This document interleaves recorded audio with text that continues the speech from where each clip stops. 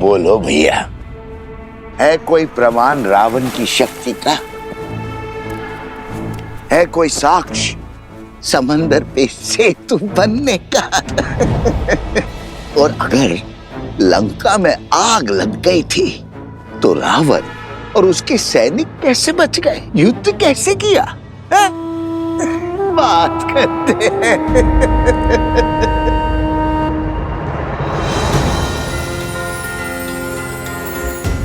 प्रभु श्री राम के यश को घटाने का प्रयास करने वाले पापी, तेरा शीश इस धड़ पे रहने के योग्य नहीं है।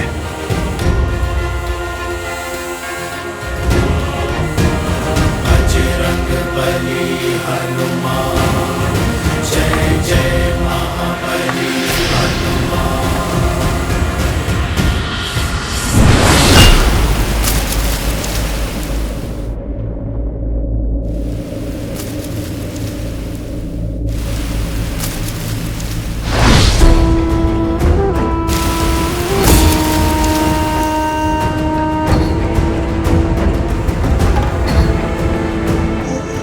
बचाओ, ये वानर मुझे मार रहा है।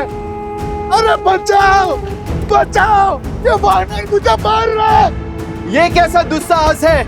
ऐसे किसी को कैसे मार सकता है ये वानर? अयोध्या वासियों, देखो भैया, देखो किस निर्दयता से ये वानर मुझे मार रहा है। बचाओ, रक्षा करो अयोध्या वासियों। ना कोई तुझे बचा पाएगा और ना तू यहां से भाग सकेगा। प्रभु श्री राम की निंदा करने वाले इस हनुमान से बच के तू कहां जाएगा?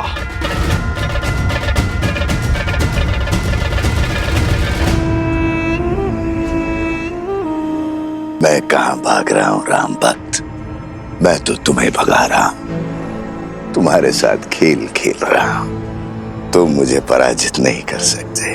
तुम जितनी बार भी मेरा सर धड़ से अलग करोगे, उतनी बार वहां एक नया सर उत्पन्न होगा।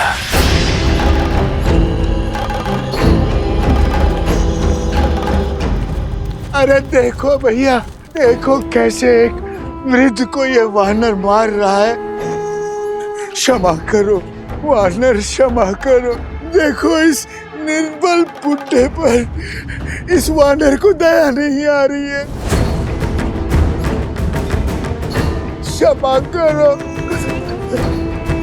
इस वृद्ध पे दया करो वानर। ये अन्याय है।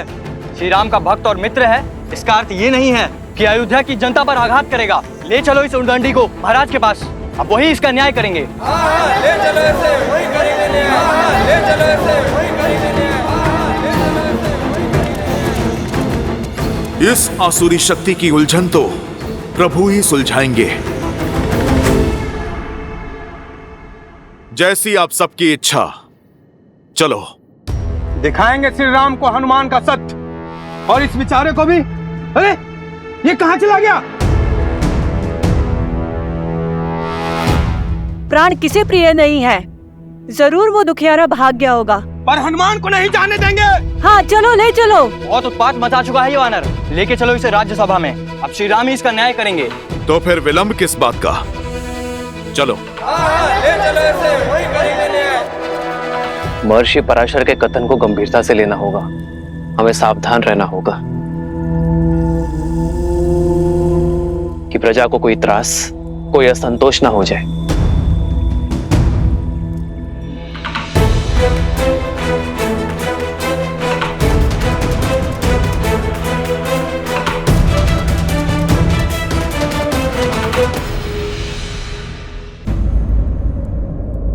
क्या हुआ? हनुमान को पकड़कर क्यों लाया गया है? प्रभु, इस वानर ने हम सभी को भयभीत कर रखा है।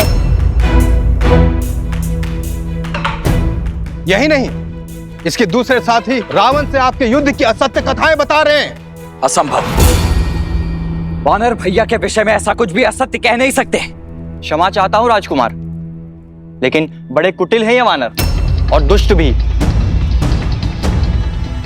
आज इस हनुमान ने उस वृद्ध व्यक्ति के प्राण लेने का प्रयास किया। न्याय कीजिए श्री राम।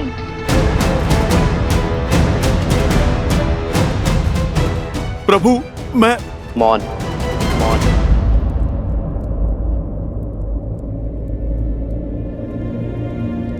ये राम अपनी प्रजा को कभी निराश नहीं करेगा, किंतु हनुमान मेरे मित्र वानरराज सुग्रीव की प्रजा है। उसका न्याय, उसे दंड देने का अधिकार केवल मेरे मित्र वानरराज सुग्रीव को है। अयोध्या वासियों, वानरों की ओर से यदि किसी को भी असुविधा हुई हो तो मैं क्षमा चाहता हूं। मैं वचन देता हूं कि कोई भी वानर अयोध्या के किसी भी वासी को कोई क्षति नहीं पहुंचाएगा, क्योंकि मैं जानता हूं कि मेरा हनुमान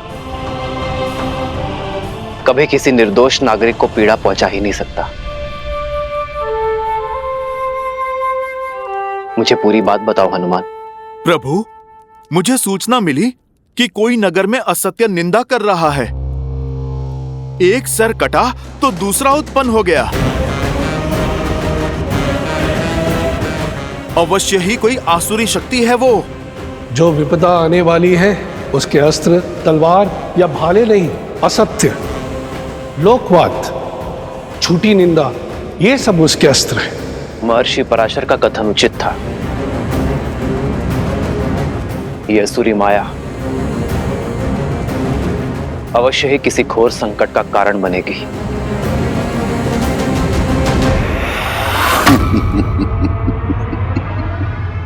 युद्ध तो अब आरंभ हुआ है राम भक्त हनुमान।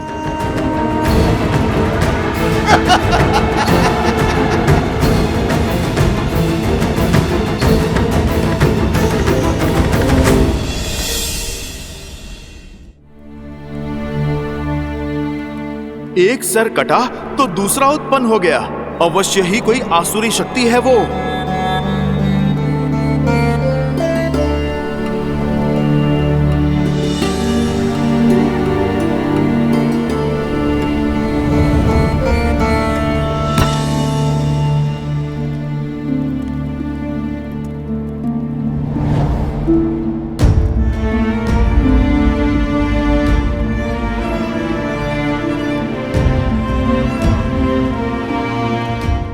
सब ठीक है ना आर्य?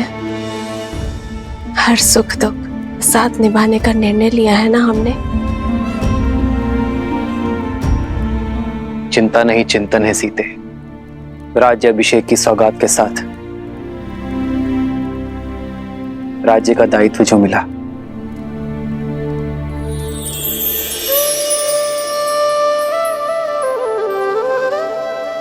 दायित्व तो आपने बिना राजपाट के भी निभाया है आर्य।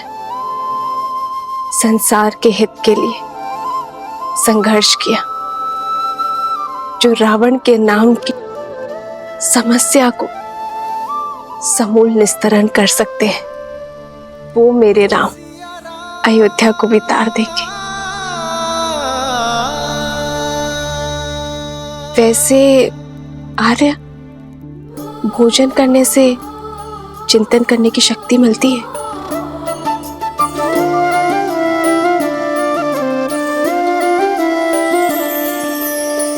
जन्म जन्म का है ये संगम, राम रतन सीता वैभव धन।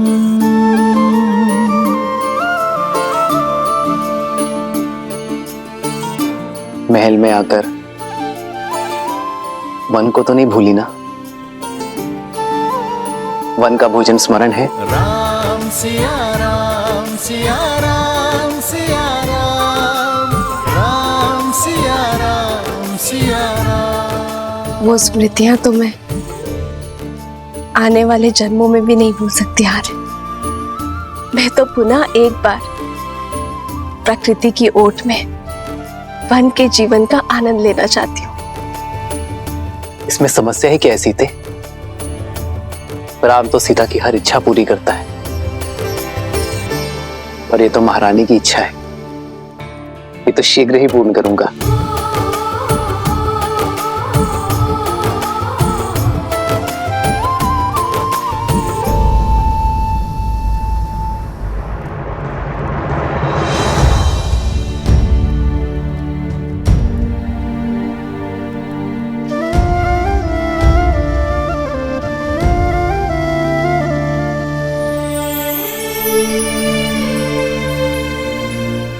रहे हैं। सीते, ये केसर भात तो बहुत ही स्वादिष्ट है। ये तुमने बनाया? कैसे? भात भिगोया, थोड़ा कोमल हुआ, फिर दूध में उसे धीमे आंच में पकाया। फिर जैसे ही थोड़ा पका तो उसमें गुड़, केसर और थोड़ी सुगंध डाली और फिर उसमें शुद्ध घी मिलाकर उसे धीमे आंच में। ये धैर्य ही तो इस स्वाद का रहस्य है सीते। यदि शीघ्रता में पकाती तो ये भात कच्चा रह जाता, ना सुगंध आती ना स्वाद। जीवन भी यही है सीते, चाहे संबंध हो या समस्या।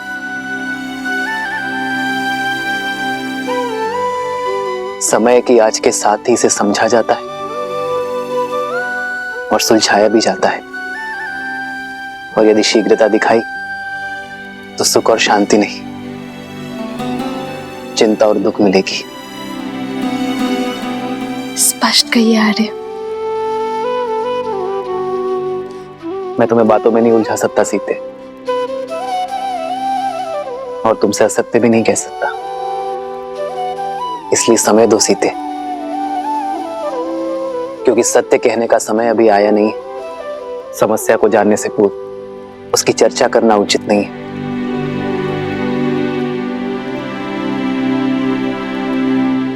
तो फिर मैं आपसे वो प्रश्न पूछती हूँ जिसका उत्तर देने में आपको सरलता हो। तो बताइए, महाभोज में हनुमान और वानर सेना के लिए क्या भोजन बनाऊं जिससे वो संतुष्ट हो? ये तो पहले से भी कठिन प्रश्न है सीते। इस प्रश्न का उत्तर ना नर दे सकते हैं ना नारायण, और चिंतन भी समय के साथ इसे सुलझा नहीं सकता।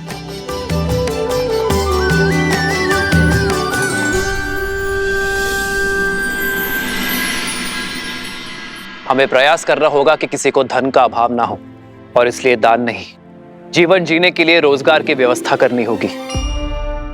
दान व्यक्ति को अशक्त बनाता है, पर कार्य व्यक्ति को सक्षम बनाता है। सरयू पर बांध की व्यवस्था से अयोध्या वासियों को रोजगार भी मिलेगा और अकाल से मुक्ति भी। प्रजा और राज्य दोनों सुजलाम सुफलाम होंगे।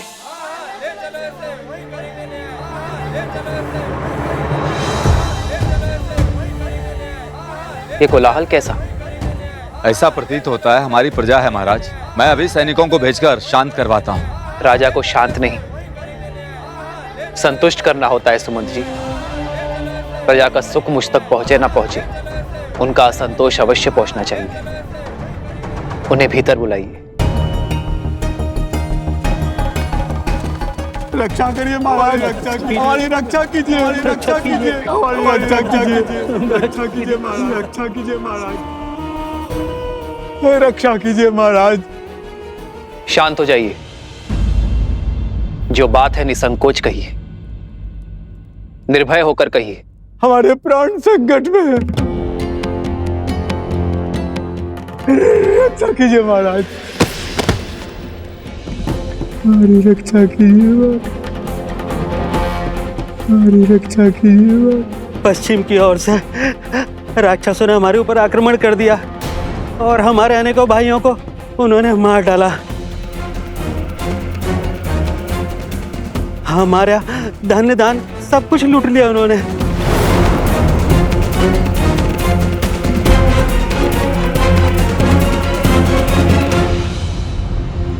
उठिए।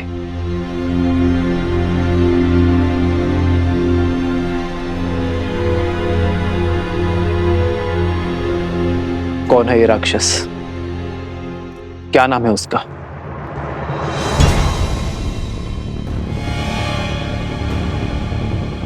आप मौन क्यों हैं? भैया के प्रश्न का उत्तर दीजिए। उस दुष्ट राक्षस का नाम तो नहीं पता राजकुमार। मैं जानती हूँ उसका नाम।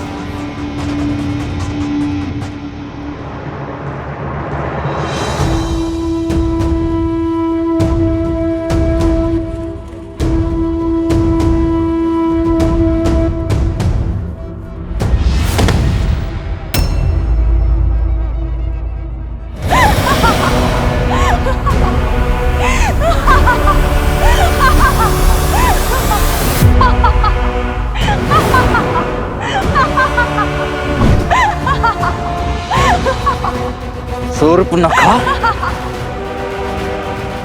रुक जाओ लक्ष्मण। मेरे मामा भस्कर्ण ने बचाया है ये हाहाकार तुम्हारे राज्य में राम।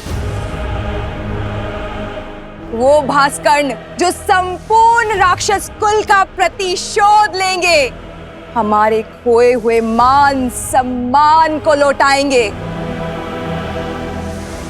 है बल तो आओ और लड़ो उनसे, बचा लो अपनी इस अयोध्या को।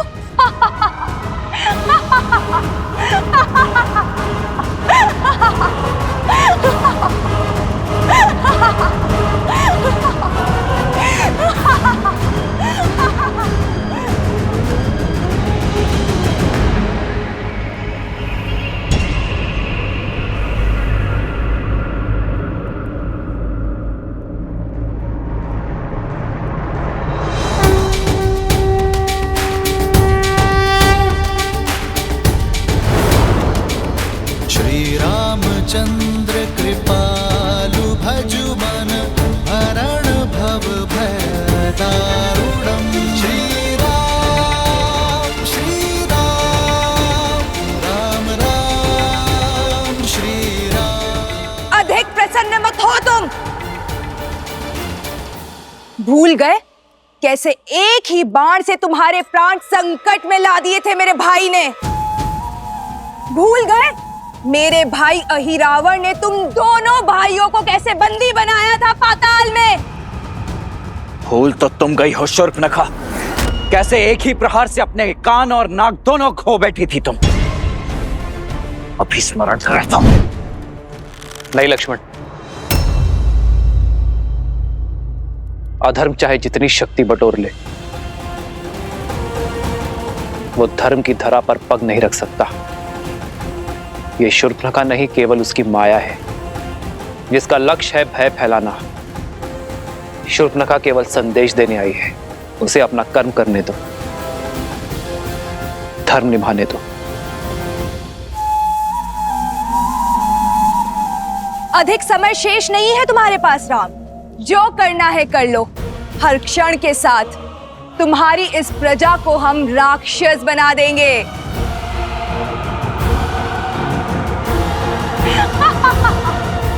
तुम्हारा कार्य पूर्ण हुआ शूर्पणखा, तुम्हारा संदेश मुझे मिल गया है। अब इस वृद्धा की देह को छोड़ दो। और हां, रामराज्य में ना भय की छाया होगी और ना ही अवगुणों की माया। जाकर कह देना भास्कर्ण से, मैं स्वयं अपनी सेना लेकर आऊंगा, और यदि उसके छल में बल है तो वो मेरे निर्दोष अयोध्या वासियों को और हानि नहीं पहुंचाएगा।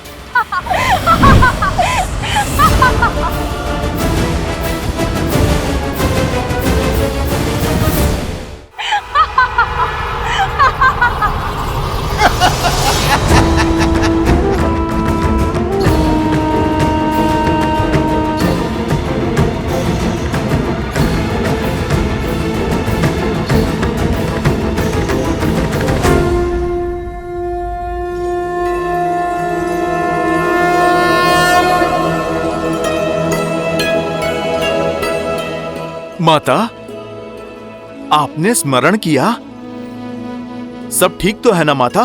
क्या किसी ने आपको सताने का दुस्साहस तो नहीं किया?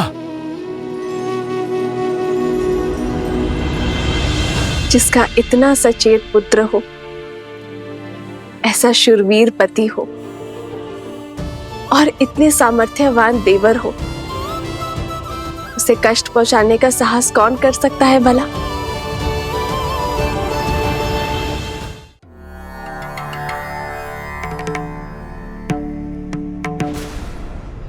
सहस्त्रमुख,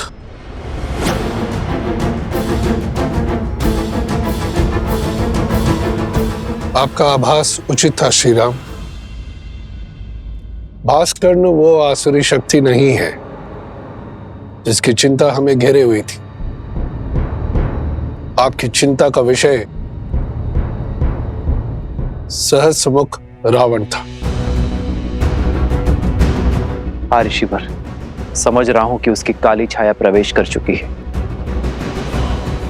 ये वो असुरी शक्ति है जो बाहर से नहीं भीतर से प्रहार करती है। लोक अपवाद और असंतोष उसके अस्त्र हैं। हमें अयोध्या को सहस्त्रमुख रावण के इन अस्त्रों से बचाने की आवश्यकता है।